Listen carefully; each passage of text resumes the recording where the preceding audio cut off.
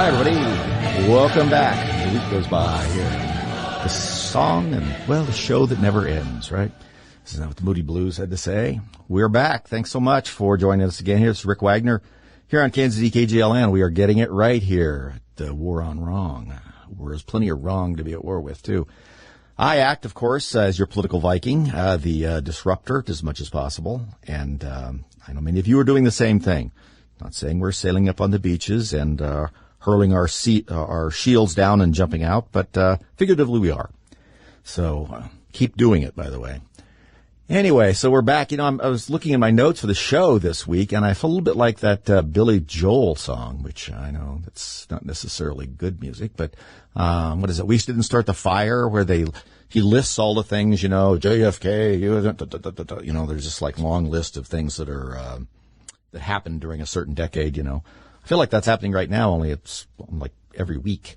I was just going through this list of things that I'd made notes about, happen, nationally and, of course, here locally and everything else. And it's all just sort of, it's like putting all sorts of crazy ideas in a blender and then just pushing the liquefy button because they just all sort of flow together. But, we'll work it out.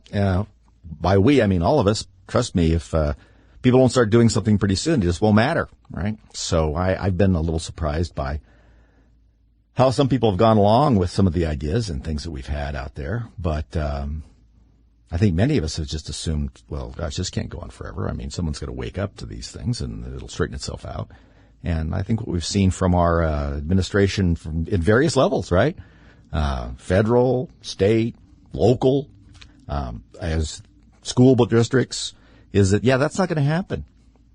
We're going to have to take charge of our own government. See, it is our government. So we do have to take charge of it.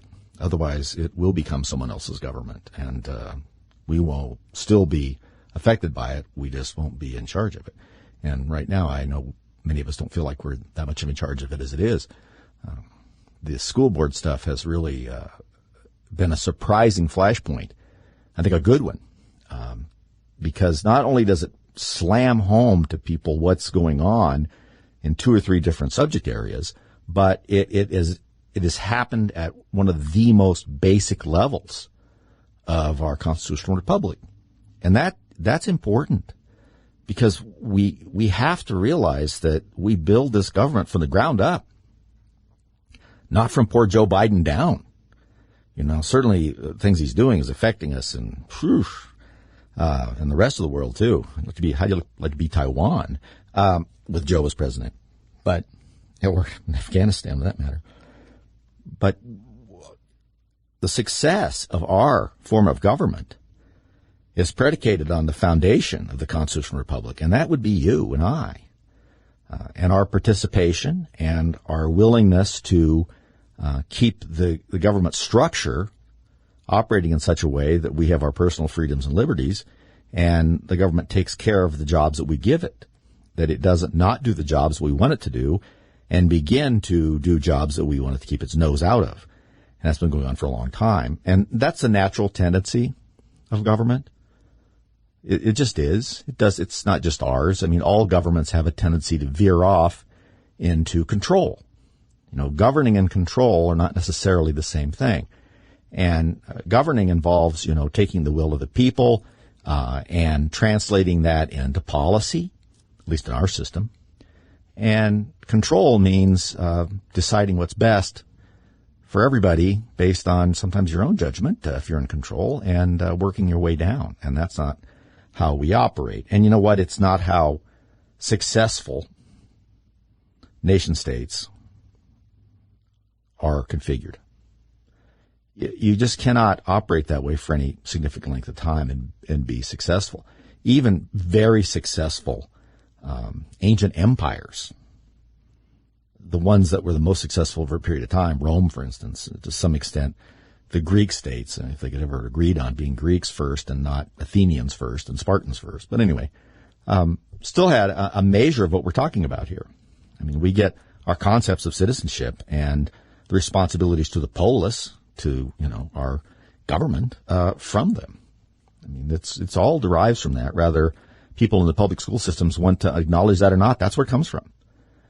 It is a Western idea, and it is a Western idea that was born in the Mediterranean between the Greeks and then the Romans, starting about 700 BC, and we came up with it, and nobody else really had it. And that's why our governments differ so much from the others, and that's why they're better. Yeah, I'm quite willing to say that. I don't know where we got into this thing to say that, oh, no, everybody's the same, or, geez, if you're from, if you're from Timbuktu, or Timbuktu is an actual place, but not to slander them, but let's, just any place else, you're as good or better than us. No, you're not. I mean, our ideas are, for the most part, better. Not all of them, but for the most part, they are.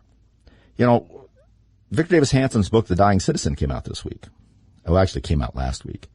And I'm ordering a copy of it, and I would encourage anybody that, has some extra money that wants something that's incredibly important, and I talked about it last week, we should be reading The Dying Citizen and American Marxism, and I feel like we will all be really, really prepared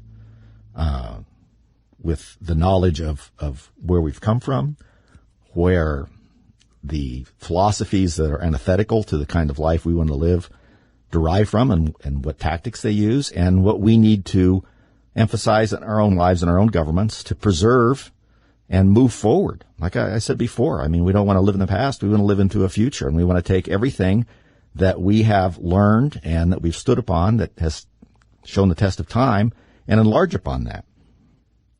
We don't want to, we always get accused that conservatives, they want to live in the 50s or they want to do this. No. There's values there in the 50s and the 60s and all throughout history that are, immutable. And we identify those, use those as our foundational materials, and build up from there.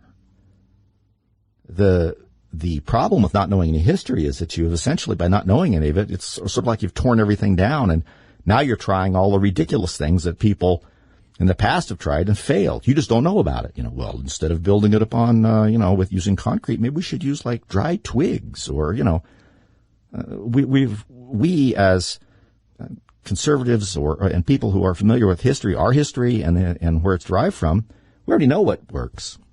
Well, we certainly know what doesn't work. And we're trying to sort out what in our system works best and move forward with that.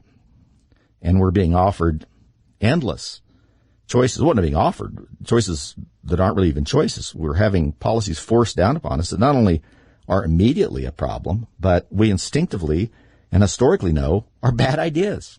And a lot of times people are trying to force those ideas on us don't have any idea about the historical precedent of the ideas that they're forcing. They don't know where they came from. They think they just thought of them. Socialism's a great idea. I just thought of it, Once again, we go back to our quote from the famous philosopher.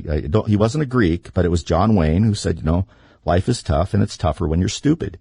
And we see that every day. We have to turn our televisions on. I suppose you could read some of it in the newspapers, but that drives the point home even stronger. But, we know where we're headed. So once again, I mean, the idea of citizenship and what we have to do is it's pretty apparent for those of us that know our history.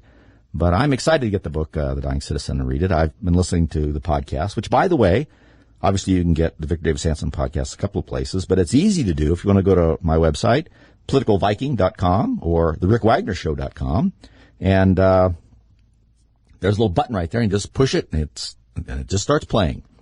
And you can actually do that on your smartphone or anything else. But I listen to him every week. I have a number of people I try and listen to when I'm out walking or at the gym or things like that.